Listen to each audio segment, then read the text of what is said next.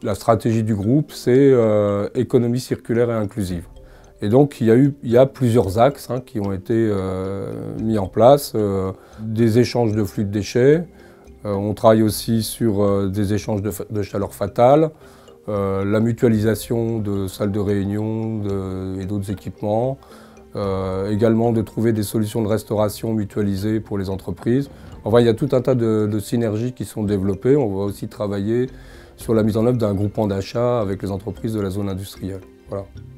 On a travaillé en synergie avec FE2I dans le cadre d'un projet, un appel à projet de l'ADEME sur la collecte des plastiques durs en déchetterie, le tri et la valorisation, le recyclage de ces plastiques durs.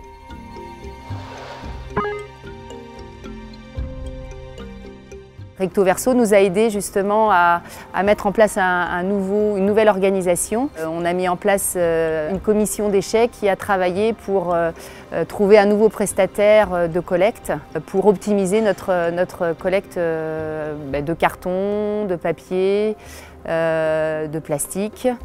On travaille également avec les ateliers du bocage pour tous les traitements, les déchets électroniques.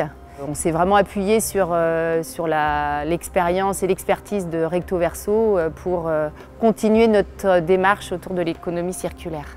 Ça permet d'avoir un dynamisme sur le territoire et aussi également, au point de vue économique, permettre d'avoir une synergie d'économie entre les sociétés. Chez Naturola, on a un marché d'insertion avec le département de la Seine-Maritime, ce qui fait qu'on collecte des déchets sur les bords de Seine. Et ça occupe 5 personnes à l'année. Ce sont des retombées avant tout environnementales, et puis on parle d'insertion, donc on parle de création d'emplois. Donc c'était important aussi pour nous de réaliser ce projet.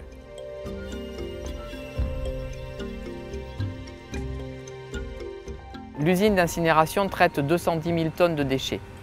Grâce à ces 210 000 tonnes de déchets, elle produit 80 tonnes de vapeur par heure qui sont transformées en énergie. 25 000 MWh d'électricité, 320 000 MWh de vapeur qui sont vendus à Tereos.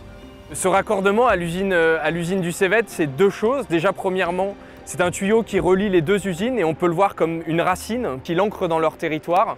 Donc c'est une vraie force, c'est une aubaine aussi pour le site de Tereos car ça a permis d'améliorer la durabilité du bioéthanol pour mieux servir ces marchés, répondre aux enjeux énergétiques de demain et également assurer un coût fixe de l'énergie sur plusieurs années puisque ça fait 5 ans qu'on est raccordé et 5 ans qu'on ne subit plus de variabilité sur cet approvisionnement d'énergie.